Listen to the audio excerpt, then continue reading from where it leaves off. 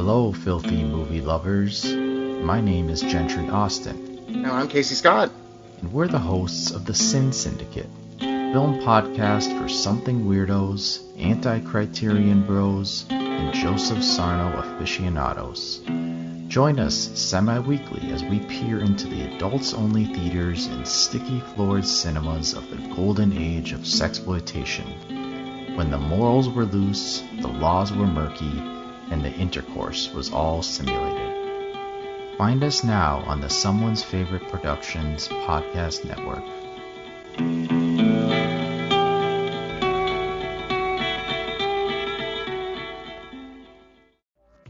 Hey, this is Jason Kleberg from the Force 5 podcast, a show that forces a guest to come up with a movie-themed top 5 list topic, and then we reveal our picks on air. Top 5 heist films, top 5 tearjerkers, top 5 movie dogs. Every show you'll be asking yourself, what would be on my list? Guests include directors, screenwriters, actors, podcasters, musicians, authors, and even a professional wrestler. Subscribe to the Force 5 podcast, and you won't just be a listener, you'll be a list nerd.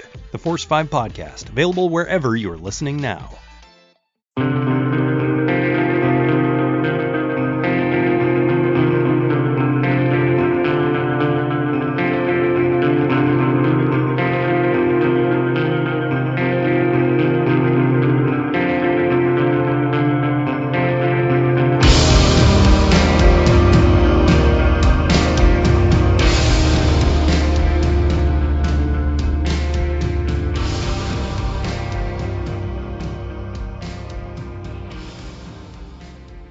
Kulturecast is Chris Stachiw. I'm joined as always by babyface himself, Eric Kniss. I hate you so much. It was pretty good, wasn't it? It was pretty good. I hate you more than anything. It's fucking awful, and I'm gonna have nightmares about it. And we are joined as not as always, not as always. And we are joined by a good friend of mine, Quinn Fleming. God. Oh, you had to go there. I mean, stop ganging up on me. You're not my fucking mother. That may be the most underrated line in the entire film. Holy shit. I love that line. Oh, and if you don't know what we're talking about today, we're talking about the much anticipated, long awaited film adaptation of The Disaster Artist.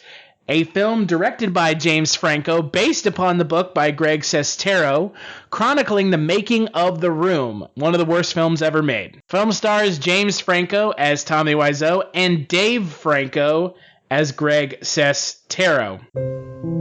Los Angeles, everybody want to be star. You have to be the best and never give up. When I get up on stage in front of people, all I can think about is, what if they laugh at me? You, man, you're fearless. I want to feel that too. I don't care. I'll do it. You and me, we both have this dream. Yeah, I guess we do.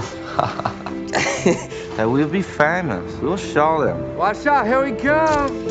To be or not to be? It's not going to happen for you. Not in a million years. But after that? This town, Greg. They don't want me. Wish we could just make our own movie. That's a great idea. So there's this guy, Johnny, a true American hero, to be played by me. He has it all. Good luck, many friends, and also maybe Johnny is vampire. We'll see. This set of the alleyway looks exactly like the real alleyway. That's right. Well, why don't we just shoot in the real alleyway? Because it's a real Hollywood movie. No? Yeah, sounds good. Okay. Action! I did not hit her. I did not. Oh, hi, Mark. But it doesn't work if you're looking at the camera. And then this beautiful girl. Anything for my princess. She betrayed him. And then this guy, Johnny. He go crazy. Nobody respect my vision.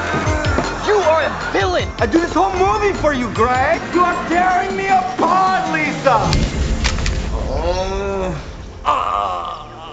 Cut? Why you cut, Sandy? This is great. This is real acting. If you're gonna writhe around with the dress, maybe do it before you shoot yourself in the head and blow your brains out. I disagree. You're really gonna make this thing? We are going to get it together. Tommy, this is not necessary. No, very necessary. I need to show my ass to sell this movie. I think you're aiming a little bit. I aim when I aim. Just do the scene. Why is he having sex with her belly button? He knows where her vagina is, right? Hi, doggy. All right, so I am curious, guys, starting with you, Quinn, since it has been quite a while since you have been on a Kulturecast.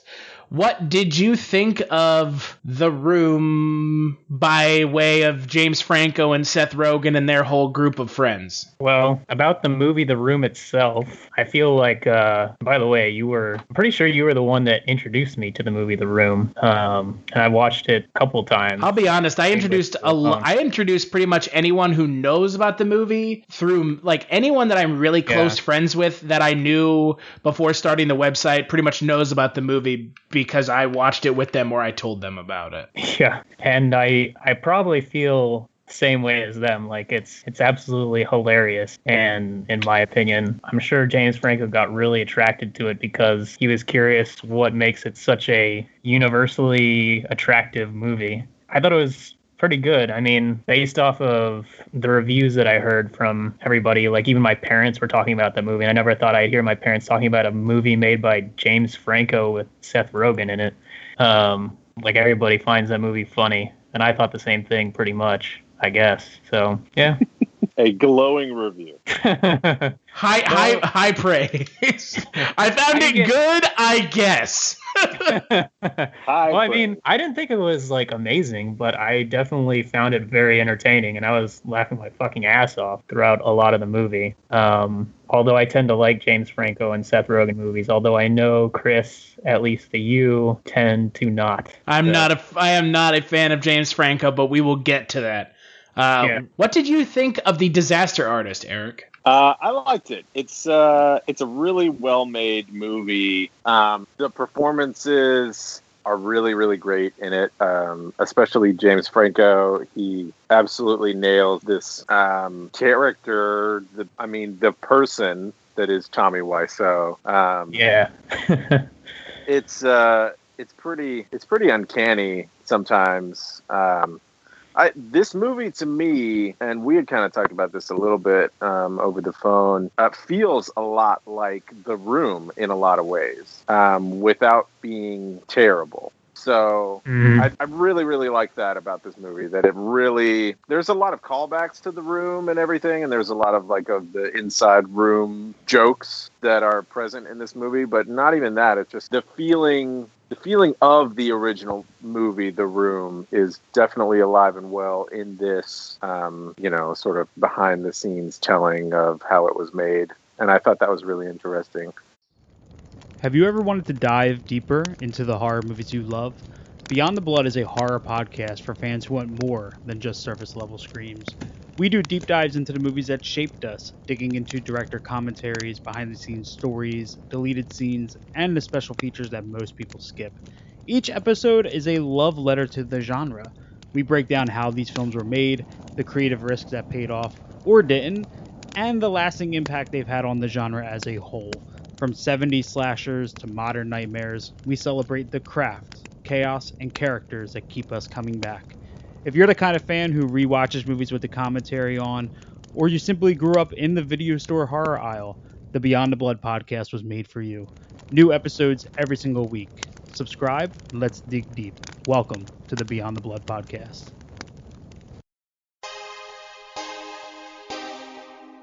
The audio commentary.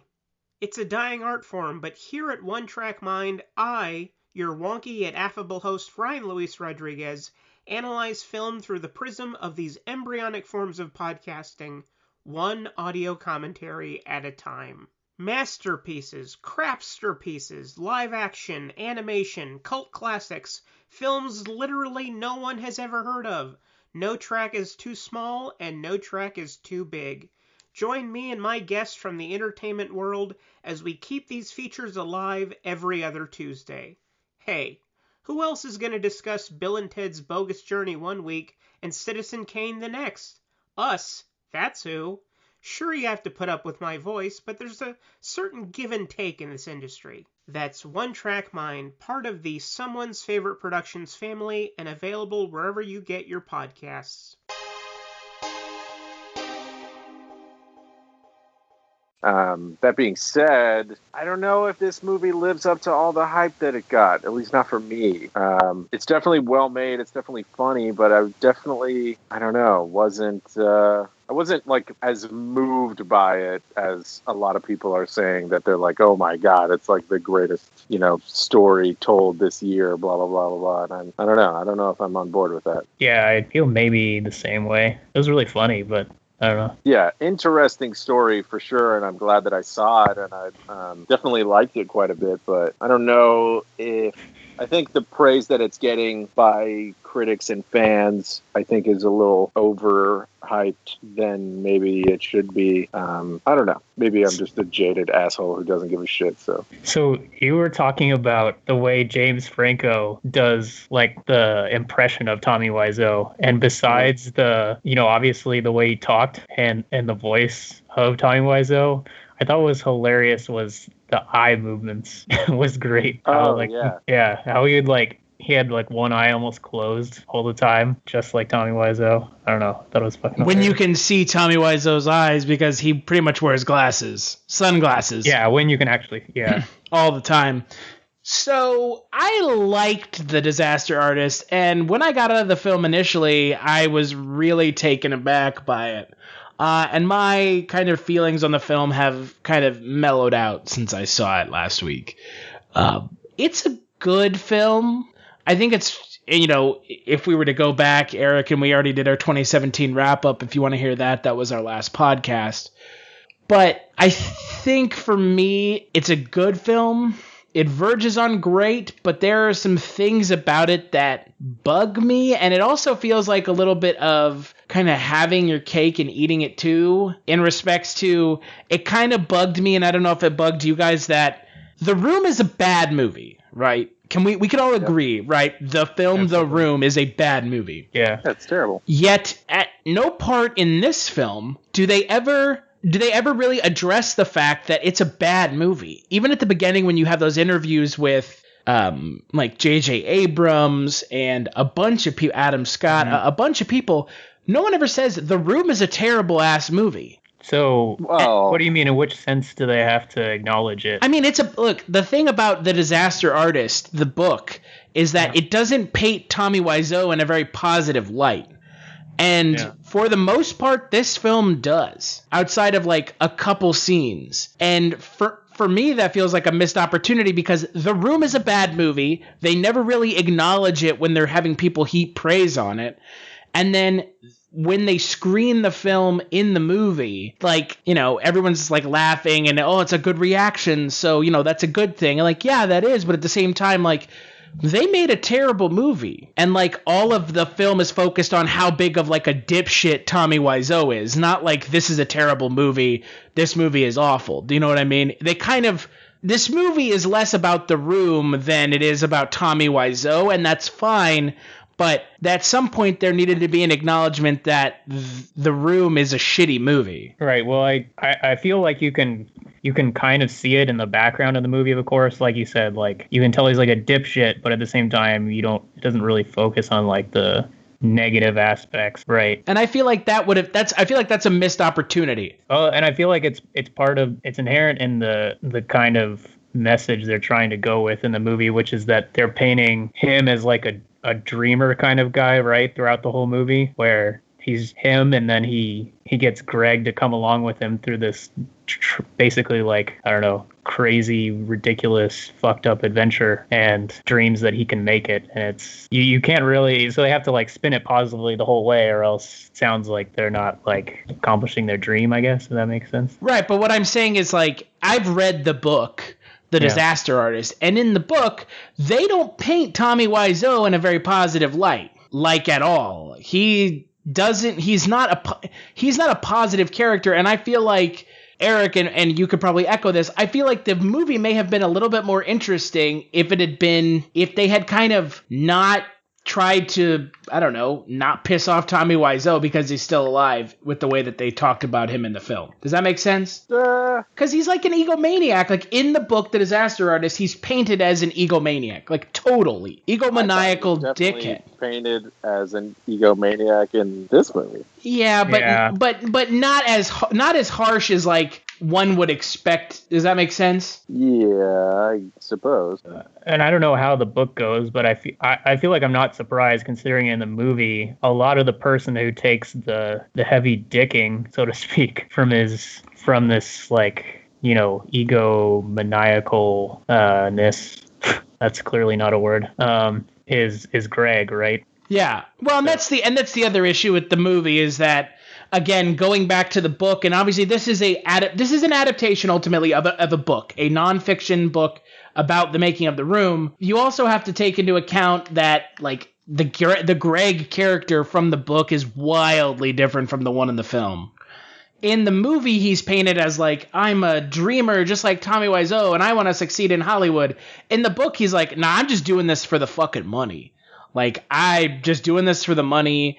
And again, for me, it just kind of rubbed me the wrong way that, like, they're trying to a little bit romanticize The Room. Does that make sense? They're trying to romanticize the film as opposed to being, like, kind of brutally honest about it in a way. And I guess romanticizing it is fine, but at the same time, romanticizing something makes for an inherently less interesting story, if that makes sense. And that's where I think a lot of what you're saying is coming from, Eric, is that it's not an interesting story and it's not a particularly compelling film at times because they kind of romanticize everything rather than just trying to be brutally honest that, look, Tommy Wiseau is kind of a turd. Greg Sestero did the movie for the money, and they just kind of happened to fall into this movie being a thing, if that makes sense. Yeah, it's interesting. I don't know.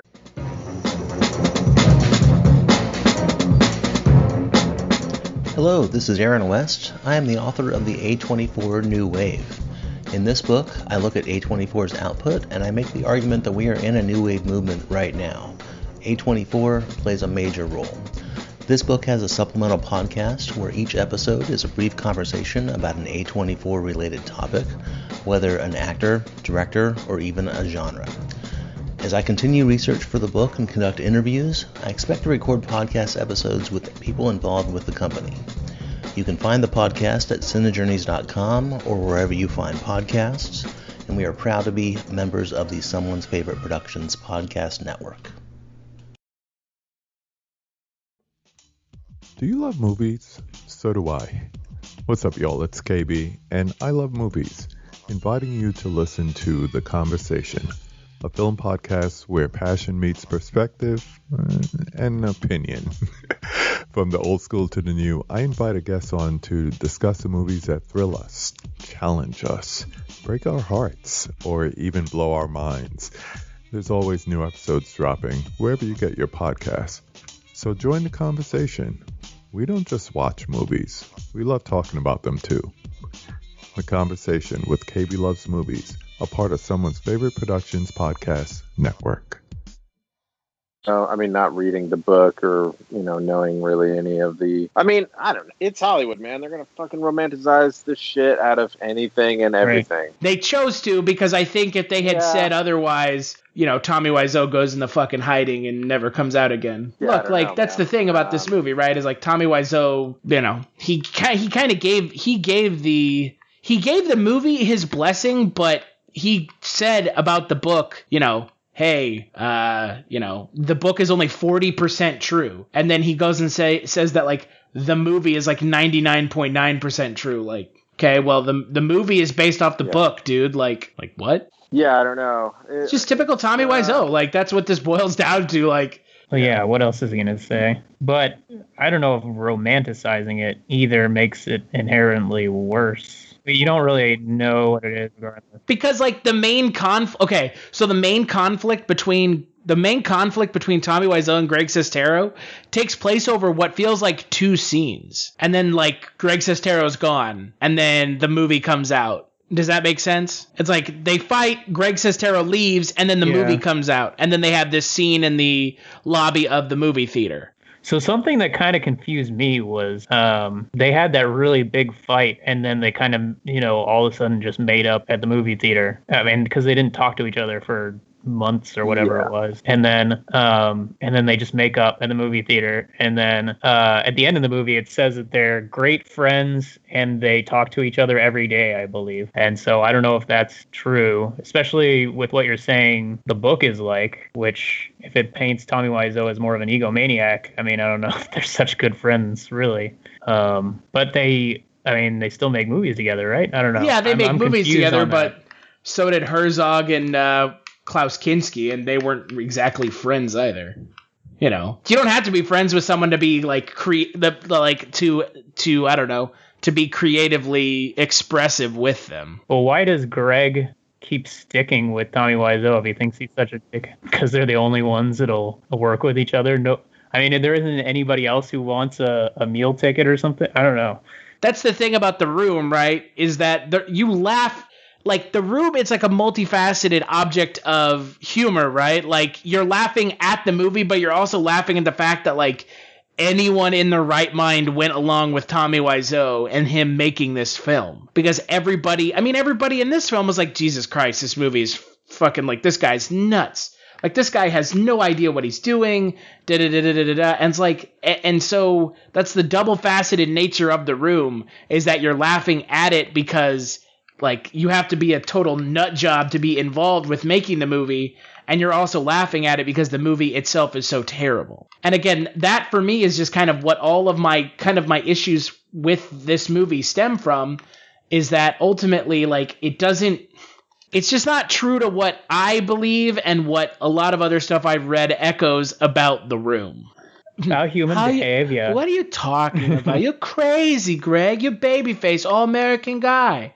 But, like, that's the thing about this movie is, like, you're supposed to get the sense that, and I don't know if you guys got this, like, Tommy Wiseau just wants to be Greg Sestero, right? Yeah. Yeah, right. Right. And, like, he wishes he was, like, better looking, better with women, at least, more successful in roles. Yeah. So, again, like, I feel like there was a lot of missed opportunities to explore some interesting stuff about their relationship in the film, because ultimately in the film, Greg Sestero's character is just kind of like blasé about his relationship with Tommy Wiseau. Again, and not taking away from the movie. I mean, look, ultimately this movie really is one thing. It's about getting to see James Franco do his best embodiment of Tommy Wiseau, because I won't say that this is an impersonation, because it's not an impersonation. The best types of roles like these biopic style films, the person is not imitating, they're doing an embodiment. I mean, think about Jamie Foxx when he did Ray Charles.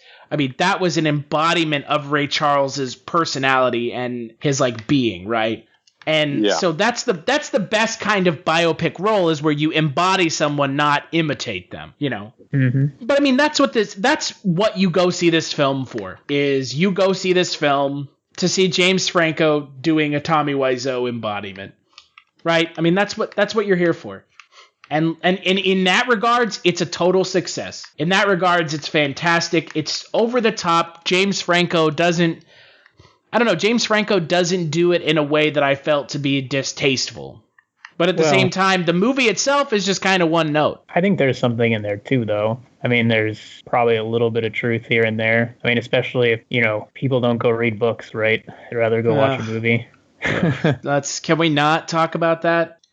Just for the love of God. Hey, well, and Greg Sestero chose to stick with him regardless all this time, so there's got to be something. I mean, other than just making money, he probably could have made money doing something else. Could he? Greg Sestero's not a good actor.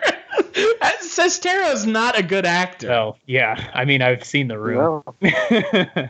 But, I mean, still, you would have... Look, ultimately, Greg Sestero is making money by showing up at these midnight showings of The Room, just like Tommy Wiseau is. Sure, yeah. Would you turn your back on that if someone was offering you however much money to show up and do a Q&A before and after The Room and answer the same question like 8 million times? I probably wouldn't. But he could go off and do something actually real, right? And do that at the same time. or no? I mean, now that he's made that film, I'm not sure if people will hire him, but I feel like before that he could have gotten off. I guess. I mean, again, for me, it's just I kind of echo you, Eric, a little bit. I just feel like the film left me wanting more in some respects. Yeah, I think, like I said, it's a definitely well-made film. James Franco's embodiment of Tommy Wiseau is amazing. I don't know. Maybe, I don't know. The movie's, it's a cool story, and the movie is funny, but I don't know. It's a lot of the same, like, The Room humor. It's a lot of cringe humor. It's a lot of just like, oh, this guy's so stupid, or this guy's so bad. Like, let's laugh at, like, how awkward this situation is. And I don't know. Maybe I'm just over that. There's a lot of that going around. Like, cringe humor is like it's having its day in the sun. Yeah, I would agree. I would agree with that sentiment wholeheartedly. Yeah, definitely with things like, you know, Tim and Eric being super popular, and the Eric Andre. Yep. Yeah, and all that stuff. And like, I think a lot of that stuff is funny, but at the same time, I don't know. It's all of that kind of humor is just like, let's see how awkward we can make shit so that somebody just laughs out of, like, you know, sheer awkwardness. Awkward laughter. Yeah. Yeah, like, you just have to laugh because, like, you don't know what else to do in that situation, you know? You seem like you're the expert, Eric. You know, was that like a fucking weirdly Keanu Reeves, like, impression right there? Because that's what it sounded like. No, it's supposed to be Tommy Wiseau. I don't do a very good Tommy Wiseau because I haven't spent hours perfecting my Tommy Wiseau impersonation like James Franco did. But let's take a quick break, and when we get back, we'll finish up talking about the film.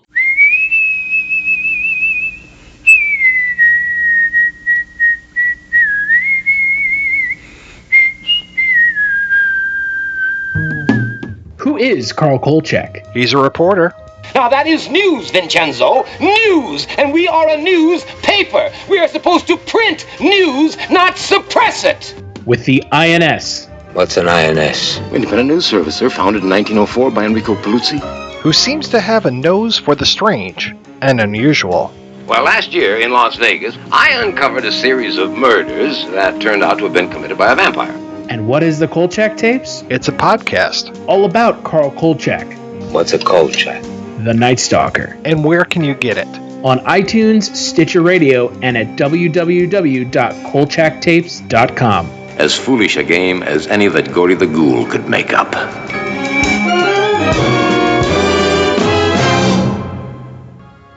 Movies have become a portal to a vast and growing pop culture universe, but you don't need to go over the rainbow to get your pop culture fix. Just head to Rainbow Comics, Cards, and Collectibles. They are your one-stop shop for comics, toys, posters, games, and more. Not a pop culture nerd? No problem. They have something for everyone, including a wide array of sports cards, collectible card games, even memorabilia. Stop by one of their 2 locations today. The flagship location at 3310 South Minnesota Avenue, Sioux Falls, South Dakota, or their newest location at 1501 Pine Lake Road, Suite 17, Lincoln, Nebraska. Most importantly, don't forget to add them on Facebook for pop culture news, weekly live videos, and special events. Here's what some people are saying about the Projection Booth podcast. Week after week, I'm mesmerized by the focus given great films and questionable films alike. But every episode is a learning and entertaining experience. This is hands down the best movie podcast. They cover so many different genres across so many years, from obscure movies to blockbusters. If there's only one podcast about movies and cinema that you listen to, make it this one. The Projection Booth Podcast, with new episodes available every week at projectionboothpodcast.com.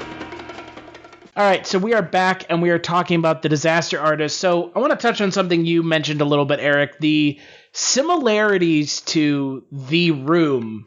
I find it I find it kind of one of the better parts of the film that they were doing these kind of strange, not callbacks, but kind of like integrating the humor of The Room and some of the lines we think about when we think about The Room in a way that wasn't like, oh, I get it, he said this. Like, it felt, I don't know, it felt organic. Yeah. And like, I thought that was a really neat way of kind of giving the fans of The Room kind of like a little nod and a wink without, I don't know, bogging themselves down in a film that only people who have seen The Room can enjoy. Because that was my ultimate worry going into this film, was that someone who had never seen The Room would not understand why they should enjoy this film, or would not understand why they should watch this film or The Room. Do you think that people should be watching The Room before they watch this movie?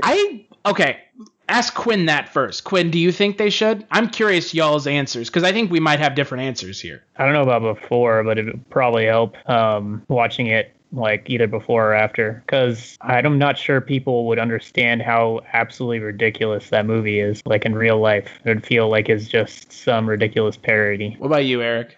I've talked to a couple of people about it this week since I saw the movie, and I don't think you need to have seen The Room in order to enjoy The Disaster Artist, but I think you should see The Room before seeing The Disaster Artist. I think a lot of the parts that I liked the best about The Disaster Artist were because I had seen The Room. And seen The Room and, like, been in that experience of, like, throwing spoons at the fucking screen and, like, yelling callbacks.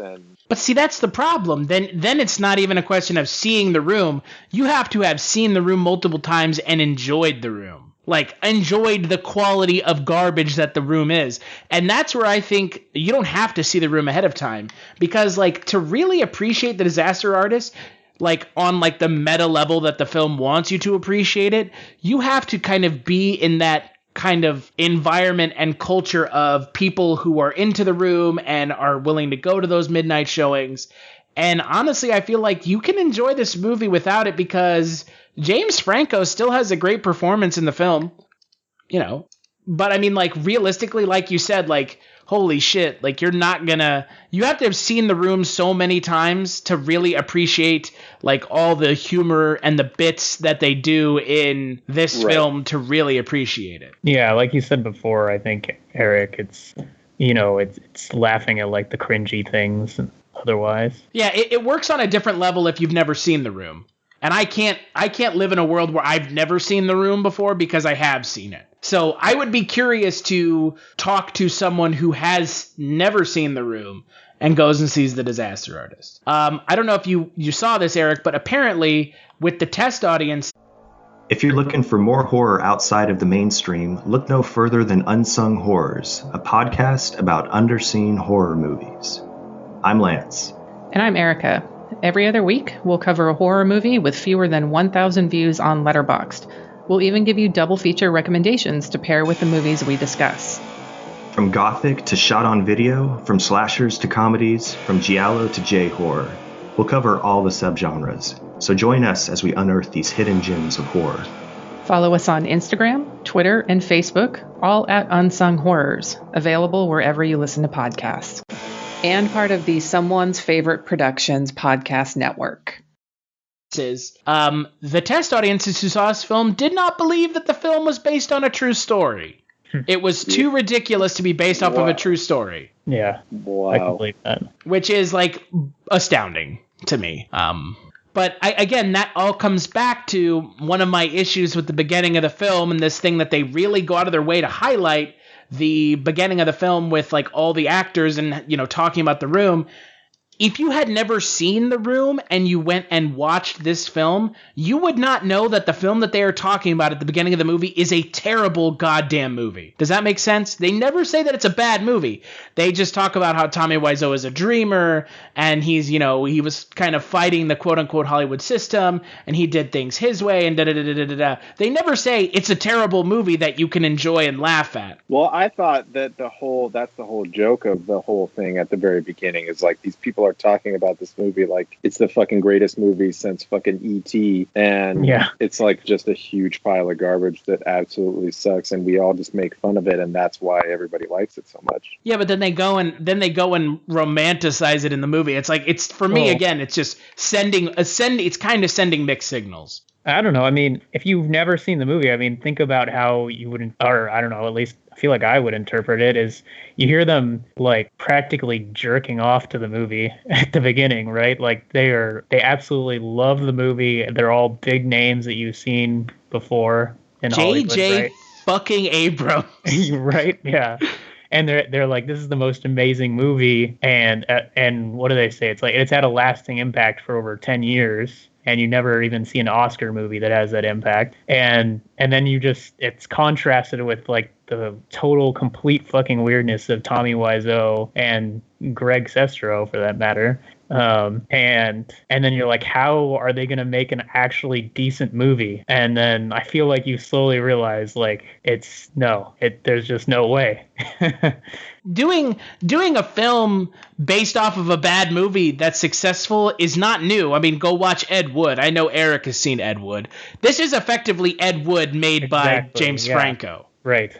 Yeah. So, like, you know, I would say it's kind of surprising, but at the same time, like, we're living in a world where Ed Wood has come out and Johnny Depp got nominated and Tim Burton got nominated for Ed Wood. I mean, this movie pretty much just is Ed Wood with James Franco, right? I mean, essentially, yeah. Yeah. It's like even the same thing they're talking about, like, a guy who made terrible movies and didn't realize that he was terrible. Like, that's Ed Wood.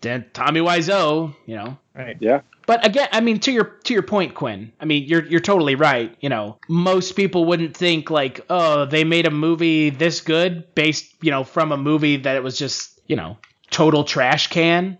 Yeah. I don't know. I mean, I think that's the... And directed by who it's directed maybe is the real issue. And the cast, right? Like, it's James Franco and Seth Rogen, and this is supposed to be like a kind of serious movie at times. Yeah. They're not like known for their serious performances. At least Seth Rogen's not. Right. I didn't feel like I was expecting personally a very serious take on all this coming in. Like a highbrow film. Yeah.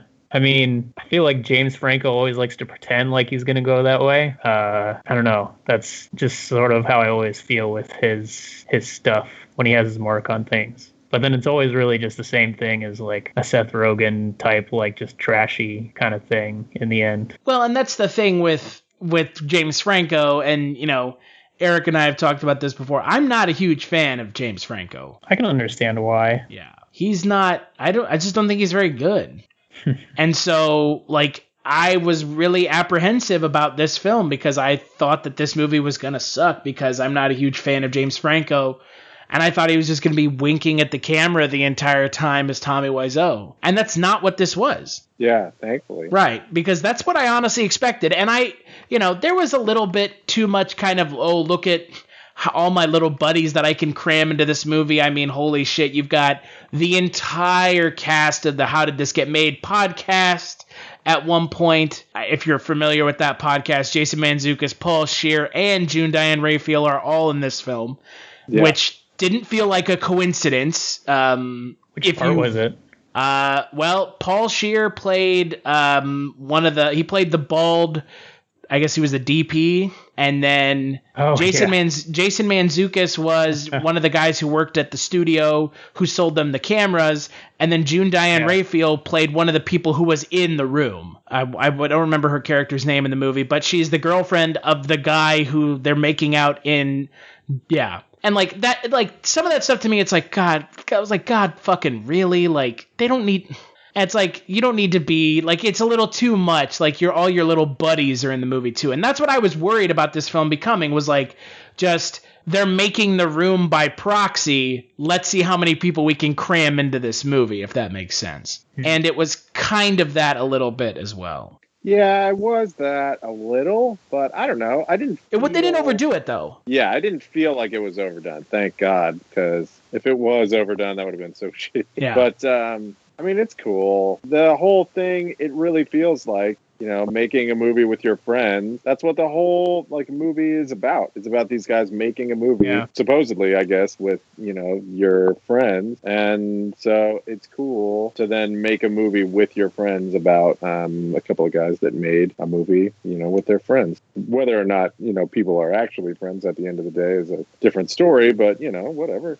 You know, I also kind of wish that they had explored the relationship between, like, some of the other actors. Like, you know, that was the other thing that kind of bugged me, was that we didn't get to see a lot of the other actors' kind of motivations and, like, their thoughts. Like, Josh Hutcherson plays the Denny character in the film, which is astounding. And then you have Zac Efron in a strange cameo as Chris R., where they allow Zac Efron to just be completely unhinged. That was amazing. I fucking lost my mind. It says Chris R in the script. Should I call him Chris R? Chris or Chris R? Just call him Chris R. But like for me, I wish that it had been like we had learned more about like their feelings on the film, and like there are other ways to learn about it. I mean, just go read any interviews or listen to our 2 podcasts that we did on the film where I got to interview the guy who did the music for the film.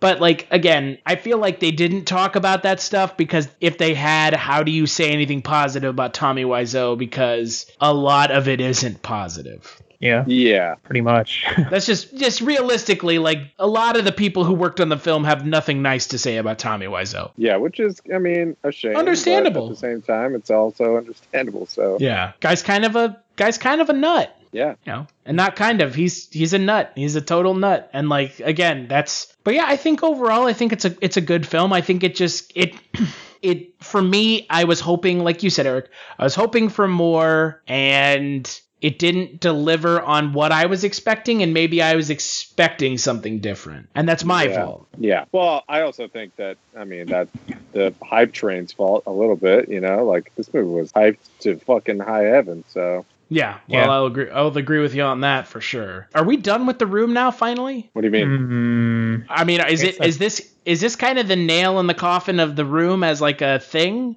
No, I think The Room I feel will like continue to be a thing for forever, for as long as midnight screenings of shitty movies are a thing. I think The Room will continue to be a thing. So yeah, I feel like you know, like you said, there's not enough there to be kind of the nail in the coffin. It's kind of a fun look at it, but it doesn't really, you know, explore everything. I think if anything, it's more of just a fun movie, and I think maybe what you're going to say maybe is that if anything, it'll promote more interest in the film, right? Oh yeah, and get 100%. more people, more excited about it. I mean, it's just more of just a fun movie, especially with the way that James Franco plays the character and that kind of being the focal point of it.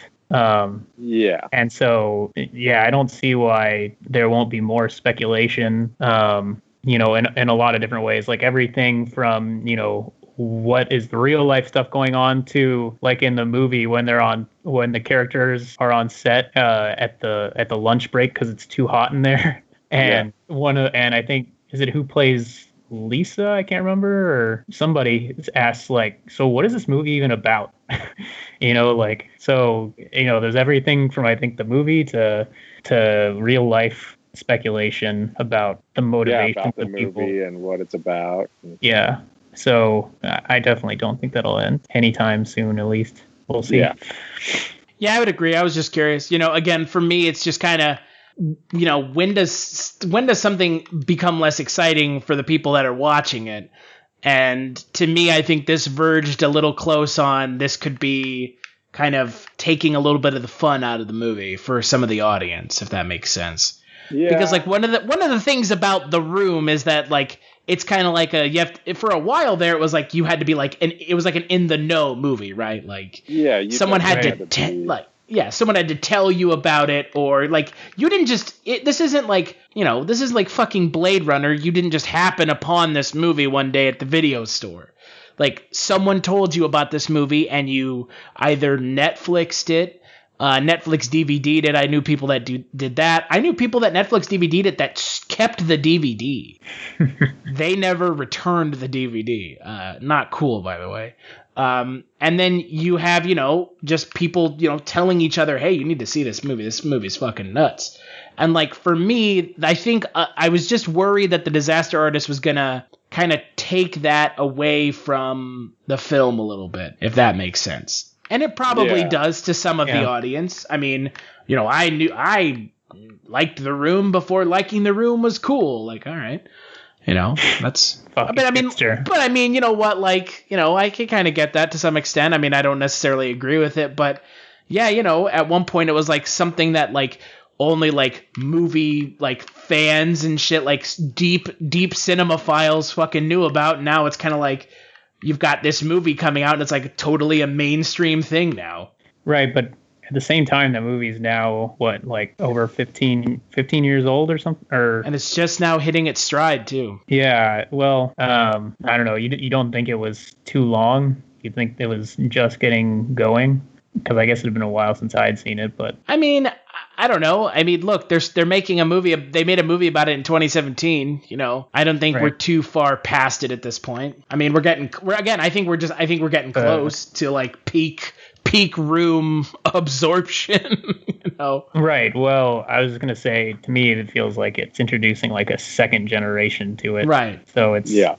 And at some point, you're right, there will be a peak absorption, but I don't think we're there yet. No, we're not there yet. I was just worried about this film kind of just undercutting the actual movie a little bit. Right. That's all I was worried about. So, what would you give this film out of 5, Quinn? I guess like a 4. You know, it was good. Maybe 3.5. It was good. I enjoyed it. Mostly for the comedic value. I guess it didn't live up to what I kind of expected from all the positive reviews I'd kind of heard about. I mean, I don't usually hear a lot of things about movies just from random people, just because I guess that's the people that I'm with. They don't talk about movies as much as probably your friends do. But I heard a lot about it. It being just compared to Ed Wood a lot. And it was good, but I just didn't think it was great. I think the one disservice you could do for this film is compare it to Ed Wood, because Ed Wood is a much better film.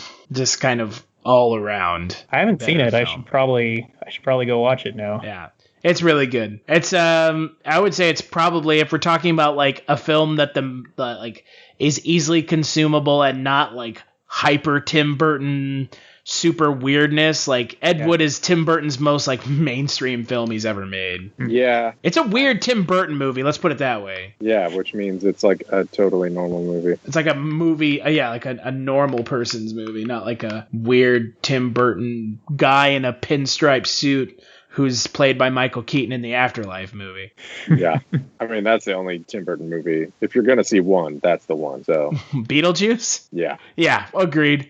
I mean, that's my Desert Island #1 Tim Burton movie, you know. And he didn't even write the damn script for it, so there you go. But what would you give The Disaster Artist, Eric? I'm going to give it like a 3.5. Really good, really well-made movie, but it's lacking. And I can't really put my finger on what exactly it is lacking, which, like, bothers me. And I don't know if that's the fault of the movie or a fault of my own, vocabulary, that I just can't articulate what it is about this movie that, like, I sort of came away not fully appreciating. But I couldn't tell you how to make this movie better. I just think that you could have. Does that make sense? I'm going to echo you. I'm going to give it a 3.5. So I guess I'm going to echo both of y'all. I think for me, the film was just a tad too comedic and was not enough kind of a character study of Tommy Wiseau. And that's kind of what I was hoping for. And I felt the film was a little too comedic, which essentially undercut like a lot of the things that they could have talked about. I thought it was a little bit too romanticized. The story, as someone who had, read the book and had, experience with The Room, the Disaster Artist book, not the film The Room, because I would say they do the story of The Room justice, but I don't, for the most part, but I don't think they do the story of Tommy Wiseau and Greg Sestero's friendship, the justice. I mean, you'll notice we didn't really talk about Dave Franco, his performance, because, he gets completely outclassed by his brother. The character that he's playing of Greg Sestero is nowhere nearly as interesting or exciting as the character of Tommy played by his brother. So, you have to kind of understand that as well. But I think I agree with Eric. It's a good movie. It's not a great movie. I was expecting great. I was hoping for great. I walked away with it initially thinking it was great, but after kind of reflecting on it more and kind of letting it sit and kind of, gestate, in my opinion, to kind of form over a couple days after just, walking out of it. I think it's good, not great, but again, I think that's also the limitations of James Franco as a director. Maybe if someone else had directed the film, it would be a different story. But, we got this, and James Franco is the director, and it's not a bad movie. I think it's just a shallow movie that that gives people enough to give them a reason if they've never seen The Room to go see it. And I think it satiates what a lot of people who are fans of The Room really wanted it to. But outside of that, it doesn't offer much of a deep experience if you're looking for more than that, if that makes sense. Yeah, welcome to James Franco making movies. That's why I don't like James Franco. James Franco, for the most part, never seems to go 100%. He always goes like 40%. And like he leaves a lot like on the table. He doesn't like give it his all, and kind of why I don't like James Franco as an actor. I never have, and I probably never will. It's unfortunate. This is the most I've ever liked a role he's done ever. So we'll take another break and we'll play the preview for the next Kulturecast.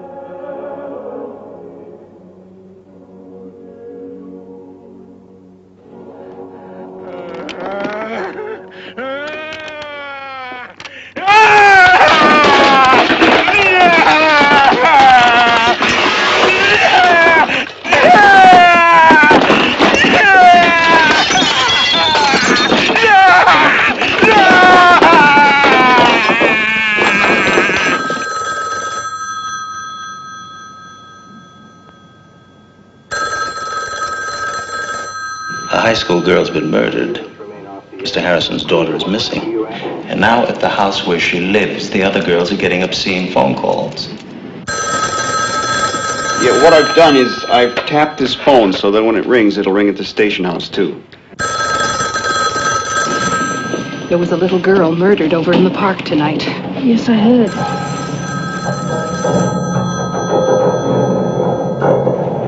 Your phone's ringing.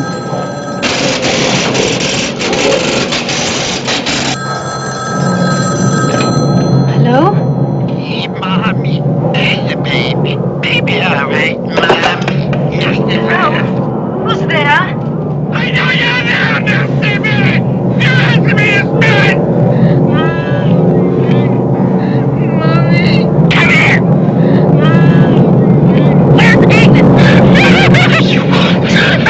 What are you doing, Chris? This is Graham. It's Group 140, Terminal 55.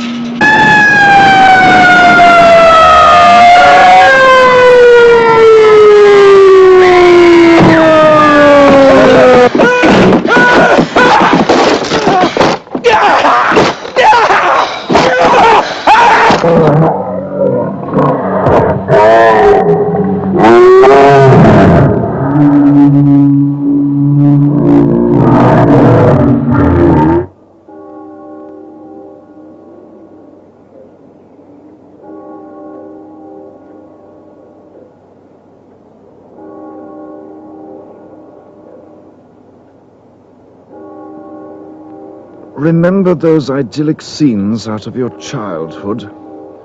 Crisp winter nights, star bright, sleigh bells, crackling Yule logs, candlelight glistening off of shimmering Christmas trees, chestnuts roasting over open fires, carolers beneath snow-covered window ledges. Remember those.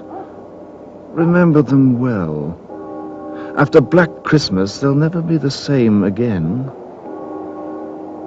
Black Christmas, starring Olivia Hussey, Keir Dullea, Margot Kidder, and starring John Saxon as Lieutenant Fuller. If this movie doesn't make your skin crawl, it's on too tight. That's right. On the next Kulturecast, we're going to be talking about Black Christmas 1974, not the remake. And we will be joined by Aught5 Films' Mike Wallace. Oh. The real question, though, is, what about you, Eric? What have you been up to? God, what the fuck have I been up to? Trying not to get burned alive. Yeah, that was a minor inconvenience again this week of, What? is trying to escape fires. Right. That. What? What? What? I don't know. We all kind of interrupted each other. Go ahead. Yeah, I don't know. I've been going through a couple of things on Netflix. I started that series Dark, which I really, really like a lot. You mean like German Stranger Things? I think I like it better than Stranger Things. It's definitely a lot more intense and a lot more dark, I guess you could say. I mean, I don't know. The subject matter, without like ruining it by talking about it, is definitely a lot more my speed. Yeah, I don't know. I've been going through that and some other things on Netflix, just kind of like fucking around and watching as many of these holiday horror movies as I can, even the ones that we're not going to do podcasts on, because they are hilarious and amazing, and I want to watch all of them, especially the entire Ginger Dead Man series, which I watched the second one. So it's what the fuck is wrong with you, man? You're a fucking monster, dog. I have to do it. And now I'm gonna make myself watch all of the Evil Bong series so that I can watch the Ginger Dead Man versus the Evil Bong. I have started something and now I must finish it. Well, wow. I guess kudos to you for having the stick-to-itiveness to do so. Stick-to-itiveness, I like that. Yeah. Well, for me, though, not a whole lot. Watching these holiday movies, trying to get in the holiday spirit, which is kind of hard because, I'm kind of a grump myself. I'm a miser, as they would say. I'm a modern-day Scrooge, so I'm not a huge fan of the holiday season. Sue me. I mean, I'm not. I'm not a huge fan of Christmas time, dude. Just like in general. Whatever. Did you have like a girlfriend break up with you around Christmas time? No. I like Halloween. I'm not a fan of Christmas. Yeah, Halloween is definitely the better of the two holidays, but I don't know. Especially because Christmas, it feels like you have to celebrate it about a 10th of the year every year. Oh my God, yeah. Well, that's another problem. Christmas feels like pretty much after like mid-October, it's Christmas time. Like, hey, that's not how this works, fam. Like, let's not start celebrating Christmas, September 1st. Like, I don't know who thought that was a good idea, but hey, here in Dallas, I think Star 102.1, which is the dumb station in Dallas, has been playing Christmas music since the beginning of November. Oh my God. Well, that makes sense. That's fine, to them at least. Not to sane folks, but yeah, other than that, just been watching these holiday horror movies. Like you said, they're pretty they're something. Some of them are really good. Some of them are really bad. I think most of them are really bad. Yeah, most of them are really bad. But please head on over to cultureshock.com where you can find out more about today's episode. You'll find links over to iTunes where you can rate and review the show, and to Patreon where you can kick a couple dollars our way. Every little bit helps. You can follow me on Twitter at CultureStash. You can follow Eric on Twitter at Tychomagnetics. You can follow the website on Twitter at CultureShocked. Also, big thanks to you, Quinn, for sitting down and talking The Disaster Artist with us. I believe now you've talked about The Room and The Room tangentially twice on the Kulturecast now, because I want to say you were on... Yeah, I think I was on The Room podcast forever way back ago. in the day. Yeah, when I was living in Iowa. The second podcast we ever did. Okay, that sounds about right. Wow. I think there were like 6 or 7 people on that podcast too. So it's way the fuck back there if you want to listen to it, but it's admittedly not great. As a podcaster, I know my limitations now, and 7 people on a podcast are said limitations. Well, now you're the expert. Yeah, now I'm the expert. And big thanks as always to Eric and Wovoka for allowing us to use their song Lament, and to my good friend Justin Scott, aka The Decipher, for allowing us to use his song Two Step. Two-step, posted with the crew. You know how how we do, I'm just two-step, drink in my right hand, phone in my other hand, getting to the money, oh man, two-step, posted with the crew, Yeah, you know how we do. hey, two-step, you know what I'm saying? 1, 2, 1, 2, Benjamin, aka the Black T, you know what I'm saying? Catch me with my crew every day. Two-step. Oh, my phone in my other hand, like, hello? Oh, get into the money, man. Yeah.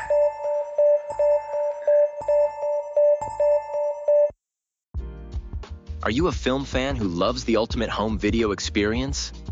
Look no further than The Disconnected. Your host, Ryan Verrill, is your go-to source for the latest and most accurate information on home video releases, exclusive interviews with industry insiders and filmmakers, and has established a thriving community where every film and physical media enthusiast feels welcome.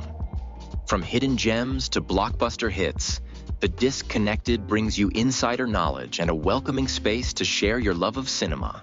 Watch every Thursday night at 9:30 Eastern, 6:30 Pacific for the live announcements show and follow The Disconnected on social media to stay updated.